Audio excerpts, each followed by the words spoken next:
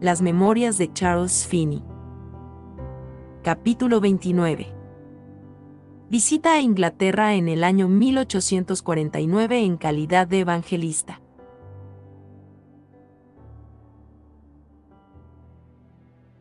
Después de aquella severa enfermedad mis fuerzas regresaron lentamente. Reanudé mis labores como pastor y profesor muy pronto, y esto retrasó la total recuperación de mi energía. Por esta razón debí permanecer en casa durante el invierno de 1847 y el 48. No me sentía capaz de realizar labores de evangelista en el exterior. Mientras tanto, repetidamente se me escribía y se me urgía para que fuera a Inglaterra y trabajara en la promoción de avivamientos. Comentario de Nuevamente Aquí. Un año después de la muerte de su esposa, Charles Finney, quien para ese entonces contaba con 56 años de edad, se casó por segunda vez con una dama de nombre, Elizabeth Ford Atkinson, quien para ese entonces contaba con 49 años de edad. En el otoño de 1848 mi esposa y yo nos embarcamos con destino rumbo a este país, dejando la familia al cuidado de mi hija mayor. Después de un viaje cundido de tormentas a bordo del vapor Hermón, arribamos a Southampton en Reino Unido, en los primeros días de noviembre. Allí conocimos al pastor de la iglesia de Houghton, Huntingdonshire, una villa situada en la mitad del camino que va de Huntingdon y Saint-Ives, dos pueblos comerciales. Un señor llamado Pato Brown, un hombre muy benevolente, de quien ya tendré oportunidad de hablar con frecuencia, había enviado al señor James Harcourt, su pastor, para que nos encontrara en Southampton. Arribamos a esta ciudad porteña un domingo en la mañana, y el lunes pasamos a través de Londres por ferrocarril para llegar a la casa del señor Brown, en Houghton. Comentario de Nuevamente Aquí. En el año 1534 en el Reino Unido se emitió el Acta de Supremacía. Fue cuando se separó oficialmente de la Iglesia Católica Romana. Se estableció la Iglesia Anglicana, y se proclamó al rey Enrique VIII como jefe supremo de la Iglesia. Un tiempo después aparecieron los primeros disidentes ingleses, los cuales eran cristianos protestantes que posteriormente se separaron de la Iglesia de Inglaterra, en los siglos XVII y XVIII. Estos disidentes se opusieron a la injerencia del Estado en asuntos religiosos y fundaron sus propias iglesias, establecimientos educativos y comunidades. Algunos emigraron al Nuevo Mundo, especialmente a las 13 colonias y Canadá. Estos desempeñaron un papel fundamental en el desarrollo espiritual de los Estados Unidos y diversificaron enormemente el panorama religioso. El señor Pato Brown era cuáquero por linaje y educación. Junto a un socio estaba involucrado en el negocio de los molinos, y ambos pertenecían a una congregación de independientes en Saint-Ives. Eran, por supuesto, disidentes. El estado de su vecindario y de sus alrededores empezó a afectarles grandemente. Sentían que la iglesia, como se le llama en Inglaterra, hacía muy poco por la salvación de las almas. Fuera de las escuelas de la iglesia no había otras para la educación de las masas pobres, y el pueblo estaba grandemente desatendido. Después de mucha oración y de consultarse mutuamente, acordaron adoptar medidas para la educación de la gran cantidad de niños de su villa y de las villas aledañas, y extender estas influencias tan lejos como les fuera posible. También estuvieron de acuerdo en invertir sus medios para establecer la adoración y construir iglesias independientes a la establecida por el Estado. Empezaron esta obra en Houghton, una villa, como ya dije, a medio camino entre Saint-Ives y Huntingdon. Sin embargo, no mucho tiempo después de haber iniciado esta obra el socio del hermano Brown falleció. Si no me equivoco, la esposa de aquel hombre ya había fallecido para entonces, por lo que recurrió al hermano Brown para dejarlo a cargo del cuidado fraternal de su familia, que consistía de varios hijos e hijas. El señor Brown encomendó la educación de estos hijos a una prudente dama viuda de una villa vecina. En su lecho de muerte, su socio le había rogado que no descuidara la obra que habían proyectado y que la persiguiera con vigor y determinación. El corazón del hermano Brown estaba en la obra. Su socio les había dejado una gran propiedad a sus hijos. El señor Brown solo tenía 2 hijos varones y era un hombre de hábitos sencillos, gastaba muy poco dinero en su persona y en su familia. Empleó a un maestro de escuela en la villa en donde residía, y construyó una capilla para la adoración pública. Contrató a un hombre de perspectivas hipercalvinistas para que fuera el ministro, y como era de esperarse, después de varios años de labores los resultados que el hermano Brown esperaba estaban lejos de alcanzarse. El hermano Brown frecuentemente trataba el tema de aquella falta de resultados con el ministro. Él pagaba el salario del pastor y había destinado su dinero para promover la religión de varias maneras por medio de las escuelas dominicales, maestros y obreros, pero había muy pocos o ningún convertido. Tantas veces el hermano Brown le había traído el tema a dicho pastor, que éste finalmente le respondió: «Señor Brown, ¿soy Dios acaso, para poder convertir almas? Les predico el evangelio, pero si Dios no les convierte, ¿es mía la culpa?». El hermano Brown le respondió: «Ya sea usted Dios o no, tenemos que tener conversiones. La gente se tiene que convertir». Finalmente, despidió a aquel ministro y contrató a otro, el reverendo James Harcourt. El señor Harcourt es un bautista de comunión abierta. Es un hombre talentoso, un predicador entusiasta y un obrero serio en pro de la conversión de almas. Bajo su predicación pronto empezaron a darse las conversiones y la obra empezó a avanzar con esperanza. Su pequeña iglesia, que ocupaba una pequeña capilla, empezó a aumentar en número y en fe, la obra se fue expandiendo gradualmente, y aquella levadura empezó a crecer en su influencia, perceptible pero gradualmente, por todos lados. Pronto empezaron a extender sus operaciones en villas aledañas con buenos resultados. Sin embargo, aún no sabían cómo promover avivamientos de la religión. Los hijos de su socio que habían quedado a su cargo se habían convertido en jóvenes, pero no estaban convertidos.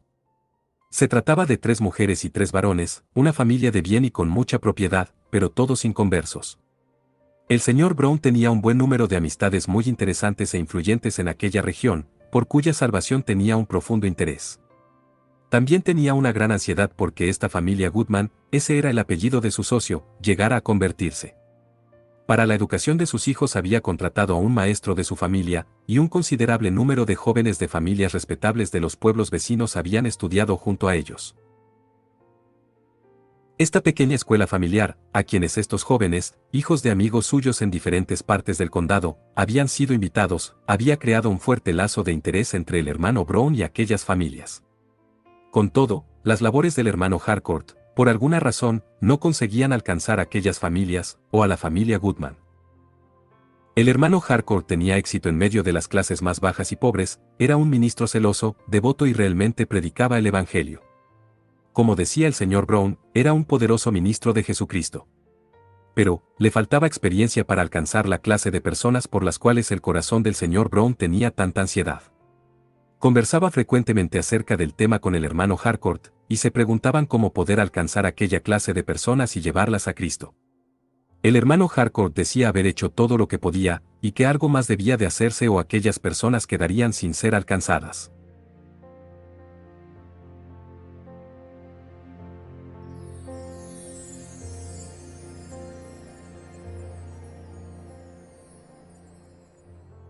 El hermano Harcourt leyó mis discursos sobre el avivamiento, las cuales habían circulado extensamente en Inglaterra, y finalmente le sugirió al hermano Brown que me escribiera para ver si me era posible visitar Inglaterra y llegar al lugar. Esto concluyó en que yo recibiera una petición muy urgente de parte del señor Brown. El hermano Brown conversó con muchas personas, y con algunos de los ministros, lo que desembocó en que yo recibiera diversas cartas con una insistente invitación a visitar Inglaterra. En primera instancia estas cartas causaron en mí muy poca impresión, pues no sabía cómo me sería posible ir a Inglaterra. De cualquier modo, las circunstancias me guiaron a ver que el camino se me había abierto para dejar Oberlin, al menos por una temporada, y como ya he dicho, en el otoño del año 1848 mi esposa y yo partimos hacia Inglaterra. Una vez que arribamos y descansamos algunos días, empecé mis labores en la capilla de la villa. Descubrí pronto que el hermano Brown era un hombre excepcional. Aunque criado como cuáquero era completamente católico en sus perspectivas. Desde hacía mucho tiempo ya que no tenía relación particular con los cuáqueros, en cuanto a la denominación, sino que más bien había estado laborando de forma independiente con el enfoque directo de la salvación de la gente de su alrededor. Tenía riquezas, y sus propiedades estaban en constante y rápido ascenso. Su historia con frecuencia me recuerda el proverbio: hay quienes reparten, y les es añadido más, y hay quienes son escasos más de lo que es justo, más vienen a pobreza. Podía gastar su dinero como un príncipe para propósitos religiosos. Mientras más gastaba, más se le añadía para usarlo con este fin. Ya he dicho que nos hospedamos con el hermano Pato Brown. Mientras estuvimos en su casa abrió sus puertas mañana, tarde y noche e invitó a sus amigos, tanto a los de lejos como a los de cerca, para que vinieran a visitarnos. Venían en grandes números y su mesa estaba prácticamente llena en cada una de las comidas con distintas personas a las que había invitado para que conversáramos con ellas y para que vinieran a las reuniones. Inmediatamente comenzó un avivamiento y se esparció entre la gente. Pronto la familia Goodman se interesó en la religión y se convirtió a Cristo. La obra se extendió en medio de aquellos que nos visitaron para conversar y asistieron a las reuniones desde las vecindades aledañas. Escucharon la palabra y la recibieron con gozo. Tan extensa y profunda fue la obra en medio de aquellos amigos particulares del hermano Brown, por quienes había orado y anhelado tanto su conversión, que antes de dejar aquella villa me dijo que cada uno de ellos se habían convertido, que el Señor no había dejado atrás a ninguno de aquellos por quienes había sentido ansiedad y por cuyas conversiones había orado. La conversión de este gran número de personas se diseminó a lo largo del condado, lo cual produjo una impresión muy favorable en la gente que los conocía. La casa de adoración de Houghton era pequeña, mas se llenaba casi a capacidad en cada una de las reuniones y la devoción y el compromiso del hermano Brown y de su esposa eran conmovedoras e interesantes. Su hospitalidad parecía no tener límites. El maestro de sus hijos era un hombre religioso y todos los días corría y venía a casi a todas las comidas para disfrutar de la conversación.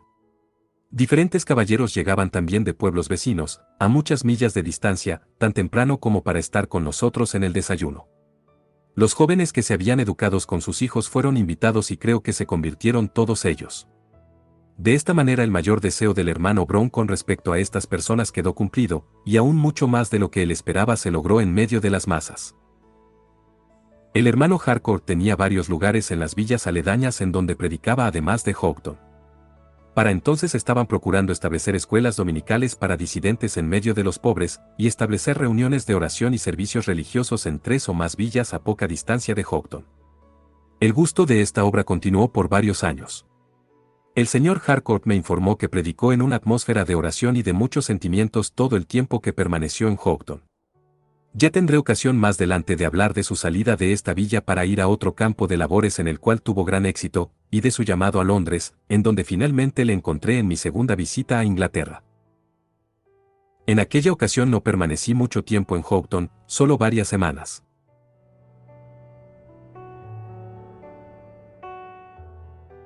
Entre los hermanos que me habían escrito urgiéndome ir a Inglaterra se encontraba un señor de apellido Roe, un ministro bautista de Birmingham. Tan pronto como se le informó que me encontraba en Inglaterra vino a Houghton, en donde pasó varios días asistiendo a las reuniones y siendo testigo de los resultados.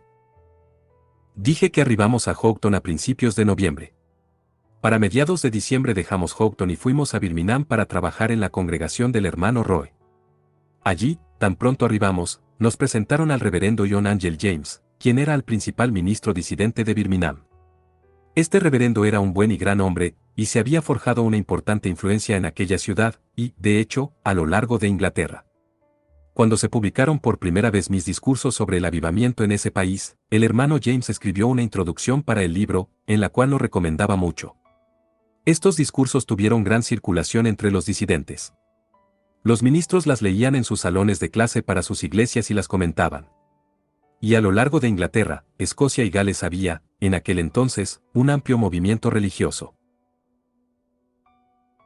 Sin embargo, cuando llegué a Birmingham se me informó que después de que el hermano James había recomendado los discursos públicamente en reuniones con ministros, e incluso con su propia pluma, gente de cierta estampa en este lado del Atlántico le había dicho que los avivamientos ocurridos especialmente en medio de mi ministerio habían resultado desastrosos.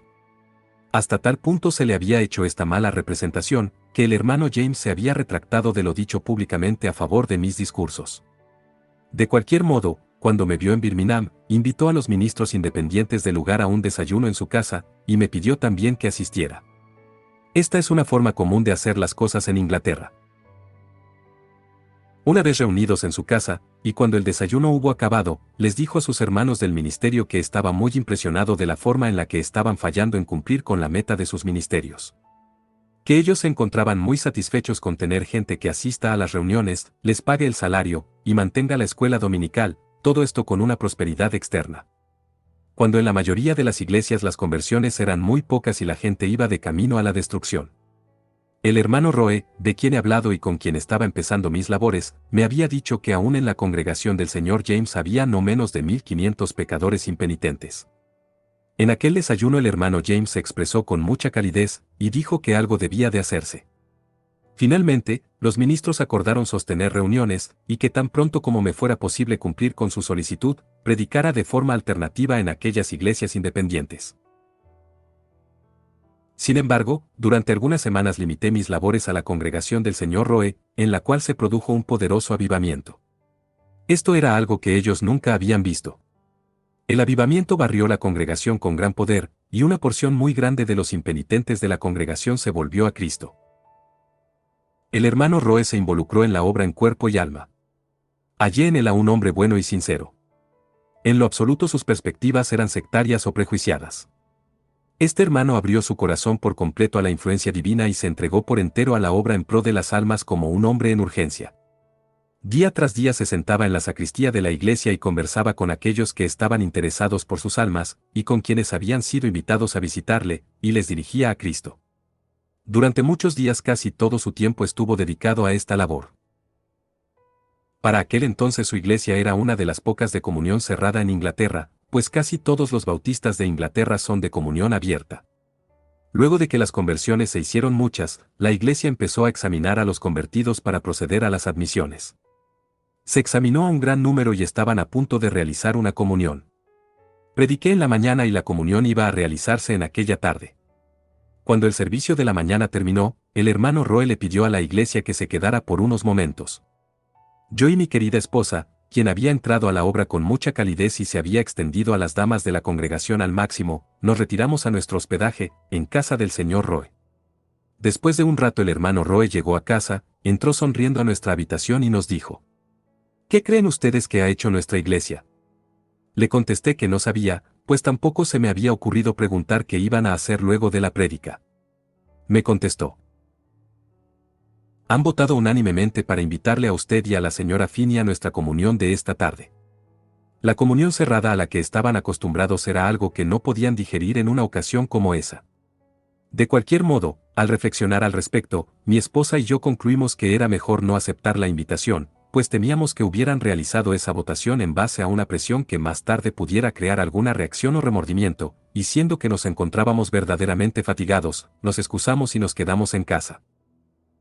Como tenía que predicar nuevamente en la noche, me sentí feliz de haber disfrutado de aquel descanso. Pronto acepté la invitación de los ministros para trabajar en varios de sus púlpitos. En todas partes las congregaciones estuvieron llenas y se produjo gran interés y emoción, y el número de gente que ocupaba las sacristías, después de ser invitadas al finalizar la predicación, era grande. La sacristía más grande que tenían a disposición se repletaba de gente interesada por sus almas cada vez que se les hacía la invitación para recibir instrucción. Referente a los medios usados. Usé los mismos empleados en este país. Sin embargo, pronto descubrí que el hermano James estaba recibiendo cartas provenientes de varios cuarteles que le advertían en contra de la influencia de mis labores. Él mismo me informó del hecho y de lo que se le había escrito y dicho acerca del tema. El hermano tenía conocidos en este lado del Atlántico, y según entiendo, algunos de ellos le habían escrito con aquellas advertencias. Además, desde varios lugares de su propio país recibía el mismo tipo de presión. Fue muy franco conmigo y me dejó saber el estado de las cosas. Yo también fui muy franco con él. Le dije: hermano James, su responsabilidad es grande. Estoy consciente de su influencia y de su responsabilidad en cuanto a estas labores. A usted le están conduciendo a creer que mis perspectivas son heréticas. Mas usted me escucha predicar cada noche, y en cada una de esas prédicas podrá ver si realmente predico o no el Evangelio. Llevé conmigo 2 ejemplares de la teología sistemática. Le dije: ¿me ha escuchado predicar algo que no sea el Evangelio? Me respondió: no, en lo absoluto. Entonces le dije: tengo aquí mi teología sistemática, la cual enseño en mis clases en casa, y en base a la cual predico en todos lados, me gustaría que la tome y la lea. El hermano se mostró ansioso por leerla. Noté pronto que un caballero de muy venerable apariencia acudía junto a él cada noche a las reuniones. Asistían juntos, y cada vez que invitaba a la gente preocupada por sus almas, entraban a la habitación y se sentaban donde encontraran lugar para escuchar toda la instrucción. Para entonces no conocía quién era este venerable caballero. Esto hicieron durante varias noches sucesivas de la misma manera, mas el señor James no me presentó a esta persona que le acompañaba, ni se acercó a mí para conversar en aquellas reuniones. Después de que las cosas transcurrieron así durante 1 o 2 semanas, el hermano James y su venerable amigo vinieron a nuestro hospedaje. Su amigo era el Dr. Redford, a quien me presentó, informándome a la vez que era uno de los teólogos más prominentes del país. Me dijo que confiaba más en la agudeza teológica del Dr. Redford que en la suya propia, y que le había pedido visitar Birmingham, asistir a las reuniones y, en especial, ayudarle a discernir en cuanto a mi volumen de teología sistemática. Me dijo que habían estado leyendo el libro todos los días, y que el Dr. Redford deseaba conversar conmigo acerca de algunos puntos teológicos. Conversamos con mucha libertad acerca de todas las cuestiones que el Dr. Redford deseaba traer a mi atención y luego dijo con mucha franqueza: hermano James, no veo razón para considerar que el señor Finney esté errado en ningún aspecto. Él tiene su propia manera de presentar proposiciones teológicas, mas no veo que difiera en los puntos esenciales con nosotros. Estos hermanos llevaban consigo un pequeño manual preparado por la Unión Congregacional de Inglaterra y Gales, en la cual se hallaba una breve declaración de sus perspectivas teológicas. Me leyeron ciertas porciones de este manual, y cuando fue mi turno las cuestioné. Escuché sus explicaciones, y quedé satisfecho, estábamos de acuerdo en lo sustancial. El Dr. Redford se quedó por un tiempo más en Birmingham. Luego, partió a casa, y con mi consentimiento, se llevó mi teología sistemática diciendo que la leería cuidadosamente y que me escribiría después dándome sus perspectivas al respecto. Observé que realmente era un hombre entendido en teología, un erudito y un hombre cristiano de amplios estudios teológicos. Por esto, estuve más que dispuesto a que criticara mi teología, y de que si hubiera algo de lo cual debiera retractarme o enmendar, me lo indicara. Le pedí que hiciera aquello profunda y francamente, y me afirmó que lo haría. Se la llevó a casa y se entregó a la exhaustiva examinación de la obra, leyó los volúmenes con paciencia y con sentido crítico. Más tarde recibí una carta suya, expresándome una fuerte aprobación a mis perspectivas teológicas y diciendo que encontró pocos puntos sobre los cuales le gustaría hacerme preguntas, y dijo que deseaba que tan pronto como pudiera dejar Birmingham fuera a predicar para él. Creo que permanecí en Birmingham durante otros 3 meses. En aquella ciudad tuvimos conversiones muy interesantes, más aún con esto los ministros no estaban todavía preparados para comprometerse de corazón en el uso de los medios necesarios para la extensión universal del avivamiento en el lugar.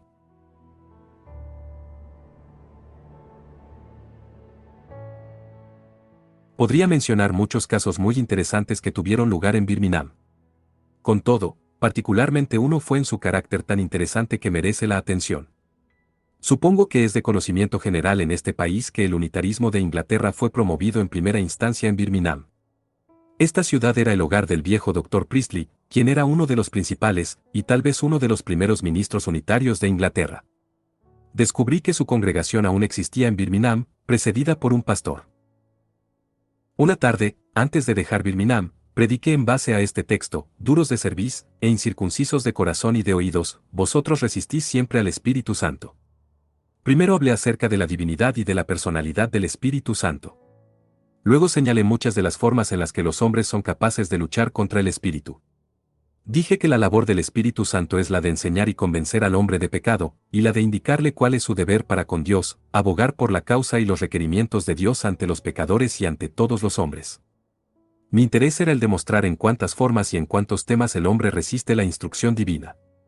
Que aun estando convencidos por el Espíritu Santo, persisten en continuar con su propio camino, y que en tales casos los hombres se encuentran resistiendo el Espíritu Santo. El Señor me dio la libertad de predicar en aquella noche un sermón muy escrutador. Mi objetivo era mostrarles que aun cuando alegaban dependencia al Espíritu Santo realmente estaban constantemente resistiéndole. Hallé que, en Birmingham, como en el resto de Inglaterra, el mayor énfasis estaba sobre la influencia del Espíritu Santo. Sin embargo, en ningún lugar encontré que se hiciera una discriminación clara entre la influencia física del espíritu, ejercida de forma directa sobre el alma, y la influencia moral, en forma de la influencia persuasiva que el espíritu ejerce sobre la mente de los hombres. La gente de Inglaterra era muy celosa y temerosa de que el Espíritu Santo no fuera deshonrado o de que su influencia fuera ignorada. Sin embargo, hallé allí, como he hallado también en este país, que no se hacía una distinción con respecto a la forma de esta influencia. En consecuencia, con frecuencia me vi en la necesidad de mostrarle a la gente la forma en la cual el Espíritu Santo está verdaderamente involucrado, y explicarles las enseñanzas expresas de Cristo acerca de este tema, y guiarles para que pudieran ver que no debían esperar una influencia física, sino entregarse a sí mismos a la influencia persuasiva del Espíritu Santo y a la obediencia de sus enseñanzas. Este fue el propósito de mi discurso aquella noche. Después de arribar a nuestro hospedaje, una dama que se encontraba presente en la reunión y que se había ido a visitar a la familia que nos alojaba, señaló que observó que un ministro unitario estaba en medio de la congregación. Dije que mi discurso sin duda debió de sonar extraño en los oídos de un unitario. La dama respondió que tenía la esperanza de que lo escuchado le fuera de provecho. No mucho después de estas cosas, cuando me encontraba laborando en Londres, recibí una carta de aquel ministro narrándome el gran cambio que se produjo en su experiencia religiosa por causa de aquel sermón. A continuación, copio textualmente aquella carta. Stratford-upon-Avon, Reino Unido, 16 de agosto de 1850. Estimado reverendo y señor. Habiendo conocido por medio del British Banner que está próximo a dejar Inglaterra, siento que sería ingrato de mi parte el permitirle partir sin expresarle lo consciente que estoy de haber quedado obligado para con usted por causa del beneficio que recibí por medio del sermón que predicó en Stillhouse Lane, Birmingham. Si no me equivoco, fue su última predicación en el lugar, y trató acerca de resistir al Espíritu Santo, mas no me ha sido posible encontrar el texto que usó. Por causa de los puntos que capturaron mi interés, no pensé mayormente en el texto por unos 2 o 3 días. Para que usted logre comprender el beneficio que recibí con su sermón, me es necesario primero hacer un breve recuento de la peculiar postura que sostenía en aquel momento. Me eduqué para el ministerio en uno de los colegios disidentes, que es también uno de los colegios independientes. Entré al ministerio y continué ejerciéndolo durante aproximadamente 7 años.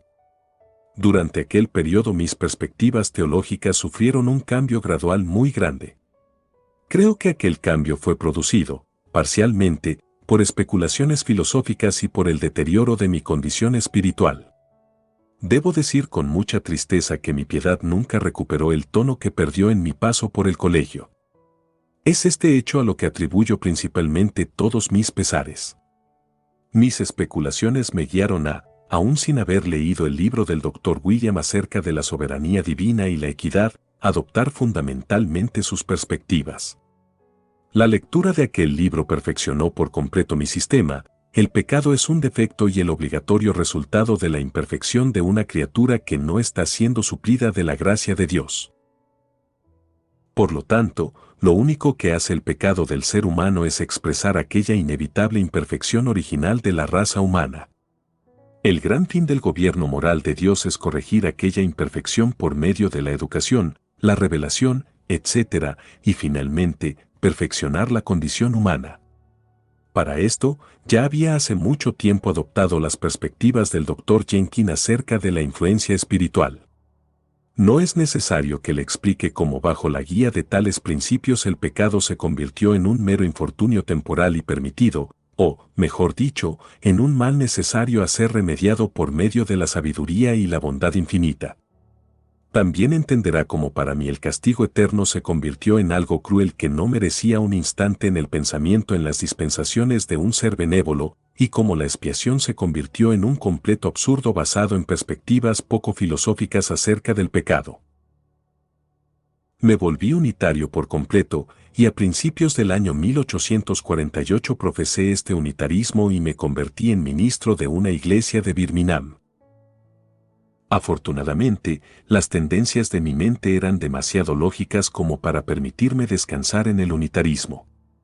Empujé mis conclusiones hasta llegar a un simple deísmo para luego descubrir que debían aún de llegar más lejos, para lo cual no estaba preparado. Toda mi alma empezó a sentirse aterrada.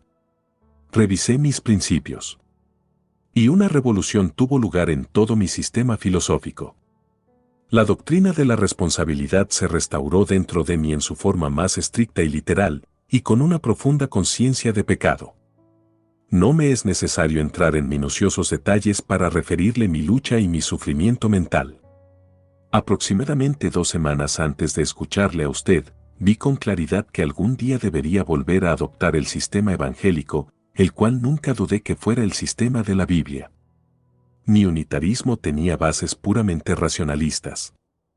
Sin embargo, en aquel momento entendí que debía de aceptar la Biblia o de lo contrario perecer en la oscuridad.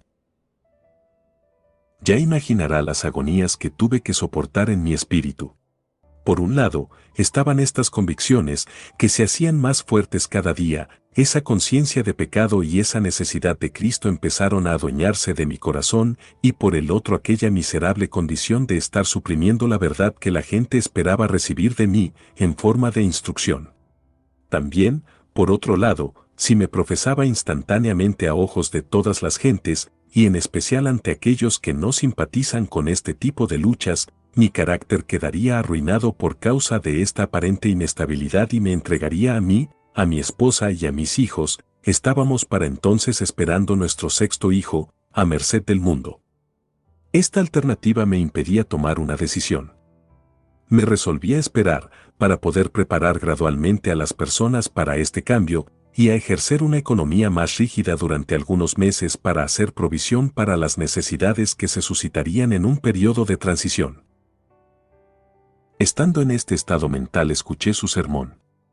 Usted lo recordará y podrá entender con facilidad el efecto que tuvo en mí. Pude sentir la verdad de sus argumentos, los cuales cobraron un irresistible sentido en mi corazón, y aquella noche, mientras iba de camino a casa, juré delante de Dios que pase lo que pase, de inmediato me consagraría nuevamente a ese Salvador cuya sangre aprendí a valorar recientemente y cuyo nombre deshonré tanto. El resultado ha sido que, bajo la amable influencia del Sr. James, últimamente me he convertido en ministro de la iglesia de este pueblo. La paz mental que ahora disfruto sobrepasa todo entendimiento. Nunca antes hallé placer tan absorbente en la obra del ministerio. Ahora entiendo por completo el significado de las palabras de Pablo al decir, si alguien está en Cristo nueva criatura es. Por todo esto no tengo forma de expresarle con cuántos sentimientos de gratitud su nombre estará para siempre asociado con mi alma. Bendigo a Dios por aquella gentil providencia que le trajo a Birmingham. Ahora veo que muy probablemente aquel despertar religioso se hubiese destruido bajo mi supresión de aquellas profundas convicciones si no le hubiera escuchado a usted. Mi conciencia hubiera vuelto a endurecerse, y hubiera yo muerto en mis pecados. Por medio de la gracia de Dios debe apuntar hacia usted cualquier trazo de utilidad con la cual el Señor pueda coronar mis labores. Debí haberle dicho todo esto antes, pero la idea de que mi historia llegase a hacerse pública me apocó. Su retorno a América me resguarda de esto y sentí que era injusto que le privara del conocimiento del fruto de sus labores. Que Dios en su gracia y misericordia infinitas le conceda una vida larga y aún mayor utilidad de la que le ha otorgado, bendiciéndole. Esta es mi continua oración con mucho aprecio. Sinceramente. Sr. James Cranbrook. Cuando recibí esta carta me encontraba laborando con el reverendo John Campbell D.D. en el viejo tabernáculo de Whitefield, en Londres. A él se la entregué para que la leyera, lo cual hizo manifestando profunda emoción y exclamó, allí lo tiene. Por eso ha valido la pena que usted viniera a Inglaterra.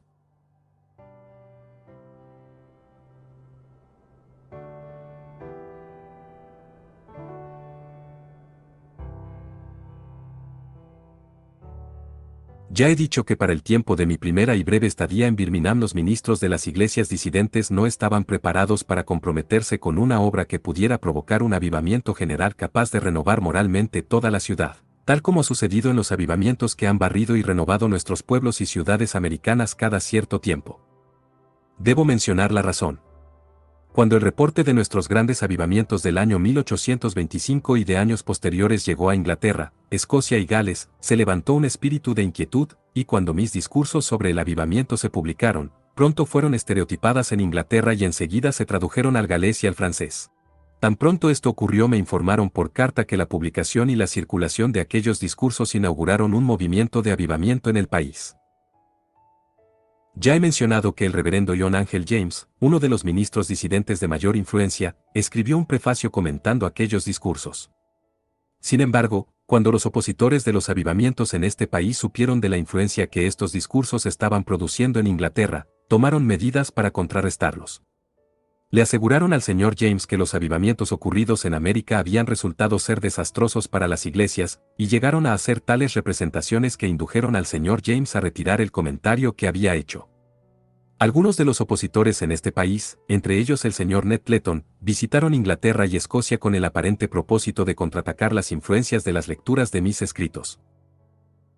Sus testimonios acerca de los avivamientos americanos relacionados con mis labores fueron tales que llegaron a espantar a esos buenos hermanos ingleses con respecto a ese movimiento de avivamiento que con tanta esperanza inauguramos. Miles de personas se habían convertido mientras tanto. Antes de mi visita a ese país, los esfuerzos en pro del avivamiento habían cesado ya y los hermanos estaban bajo la impresión de que aquellos grandes y gloriosos avivamientos americanos habían resultado ser más bien de maldición y no de bendición para las iglesias. Para entonces había yo dejado Nueva York para venir a Oberlin. Los ingleses, que escuchaban de mí por medio de las lecturas reportadas en el New York Evangelist, ya no podían hacerlo y finalmente se dijo en aquel país que me había convertido en hereje y en infiel. Me enteré de todo esto con asombro cuando arribé a Inglaterra en 1848. No conozco cuán extensamente llegaron a creerse estas mentiras en Inglaterra, con todo, los reportes acerca de los perversos resultados de los avivamientos se esparcieron mucho y se creyeron de manera general. A esto se debió el azoramiento y el temor en las mentes de los mejores hombres de Europa, lo que les prevenía de comprometerse a esforzarse para garantizar un avivamiento general de la religión que estuviera relacionado a mis labores. Bajo tales circunstancias hice lo mejor que pude, esto sin poner en duda la integridad de los hermanos ingleses que dudaban en embarcarse conmigo en esfuerzos a gran escala para promover un avivamiento abarcador entre los protestantes de Europa. Jamás he dudado de que, de no haber sido por aquellas malas representaciones por parte de los opositores de América, un avivamiento abrasador, de gran alcance y poderoso se hubiera desencadenado, no solo en Birmingham, sino en toda Inglaterra, Gales y Escocia. Salí de Birmingham hacia Worcester, si no me equivoco, a mediados de marzo, para trabajar junto al Dr. Redford. Ya he mencionado que él tenía mi teología sistemática, que la había leído y que me había escrito diciéndome que deseaba conversar conmigo acerca de ciertos puntos. Había llevado conmigo mi respuesta a la crítica que me había hecho el Dr. Hall de Princeton, como también mi respuesta al Dr. Duffield. Me parece que mi respuesta al presbiterio de Troy estaba incluida en la obra. Cuando llegué a Worcester le entregué al Dr. Redford los panfletos que contenían estas respuestas, los cuales leyó por completo. Luego pasó a verme y me dijo, sus respuestas me aclararon todas las cuestiones sobre las cuales deseaba dialogar con usted, por lo que he quedado satisfecho y creo que usted está en lo correcto. Luego de esto en ningún instante que pueda recordar hizo crítica alguna a ninguna parte de mi teología. Quienes han visto la edición inglesa de aquella obra habrán notado que el Dr. Redford escribió un prefacio en el cual la recomienda al público cristiano. Para el tiempo del que hablo, después de haber leído mis respuestas a aquellas revisiones, el doctor me expresó su enorme deseo que la teología fuera publicada inmediatamente en Inglaterra, y me dijo que consideraba que aquella obra era muy necesaria en su país y que produciría grandes beneficios. La opinión de este hombre, en cuanto a asuntos teológicos, tenía mucho peso en Inglaterra. Recuerdo que el Dr. Campbell aseguró en su periódico que el Dr. Redford era el teólogo más importante de Europa. Me quedé en Worcester varias semanas y prediqué para el Dr. Redford, y también para una congregación bautista. Se dieron muchas conversiones interesantes en aquella ciudad. Durante todo el tiempo de mi estadía la obra fue de hecho muy poderosa e interesante.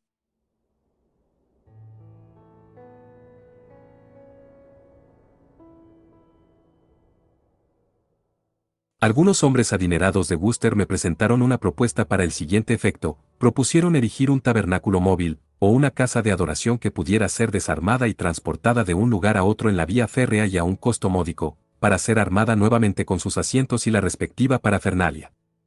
Propusieron que la construcción fuera de 150 pies cuadrados, con asientos para 5.000 o 6.000 personas. Dijeron que, si consentían hacer uso de ella, predicando de lugar en lugar, según se dieran las circunstancias durante unos 6 meses, se harían cargo de los gastos para construirla. Sin embargo, al consultar con los ministros del lugar me recomendaron que no lo hiciera. Ellos entendían que me sería mejor y más útil ocupar los púlpitos en las congregaciones ya establecidas en los diferentes puntos de Inglaterra, en lugar de recorrer el país de forma independiente como era la propuesta de los caballeros. Como tenía razones para creer que, en general, los ministros no estarían de acuerdo con un sistema así de novedoso, no acepté aquella propuesta. Desde entonces creo que probablemente cometí un error, pues cuando llegué a conocer las congregaciones y los lugares de adoración pública de las iglesias independientes, las hallé por lo general tan pequeñas, tan mal ventiladas y ubicadas, limitadas en tantos aspectos y tan atadas y circunscritas a la iglesia, es decir, a la iglesia establecida, que desde que me negué a aceptar la propuesta he dudado de haber hecho lo correcto, pues tengo la opinión de que se pudo haber logrado mucho más en Inglaterra, si se hubieran llevado a cabo aquellos planes y hubiera podido llevar conmigo mi propio lugar de adoración, yendo a donde me placiera y asegurando la asistencia de las masas sin importar su denominación. No me cabe duda de que hubieran asistido multitudes en todo lugar, y aún mayores números de lo que semejante edificio pretendía albergar.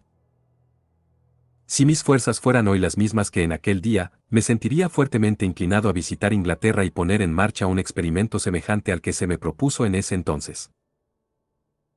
El Dr. Redford estaba muy conmovido por la obra en Worcester, y en los aniversarios de mayo, se dirigió en Londres a la Unión Congregacional de Inglaterra y Gales dando un interesante recuento de lo sucedido. Asistí a aquellas reuniones de mayo, cuando me encontraba a punto de empezar labores con el Dr. John Campbell, quien era el sucesor de Whitefield y el pastor de la iglesia en el tabernáculo de Finsbury y de la capilla de la calle Tottenham Court. Ambas congregaciones estaban en Londres, como a 3 millas de distancia la una de la otra y se construyeron para el uso del señor Whitefield, quien las ocupó por años. Para aquel momento el Dr. Campbell era el editor del British Banner, el Christian Witness, y de una o dos revistas más. No predicaba por causa de su voz, pero dedicaba su tiempo a la edición de aquellos periódicos. Vivía en la casa en la cual Whitefield había residido, que era la casa parroquial y creo que usaba su misma biblioteca. El retrato de Whitefield estaba colgado en su estudio, en el tabernáculo. La sensación del nombre Whitefield todavía podía sentirse, con todo debo decir que el espíritu que había estado sobre él no era muy aparente en aquel momento en aquella iglesia. Como ya dije, el Dr. Campbell no predicaba. Conservaba todavía el pastorado, residía en la casa parroquial y recibía un salario, pero suplía su púlpito empleando a los predicadores más populares que le fuera posible por espacio de pocas semanas a la vez. Empecé mis labores en los primeros días de mayo. Quienes están familiarizados con aquellos cambios constantes en el ministerio, lo cual había sido lo común por varios años en aquel tabernáculo, entenderán que la religión no estaba en un estado floreciente. Por supuesto, la casa de adoración del Dr. Campbell era grande. Los asientos estaban juntos, y se podía acomodar a unas 3.000 personas. Un amigo personal se preocupó en verificar cuál edificio podría albergar el mayor número de asistentes, el tabernáculo en Moorfields, el de Finsbury o el gran salón Exeter, del cual todos habían oído. Se concluyó que el tabernáculo albergaría a más gente que el salón Exeter. Fin del capítulo 29.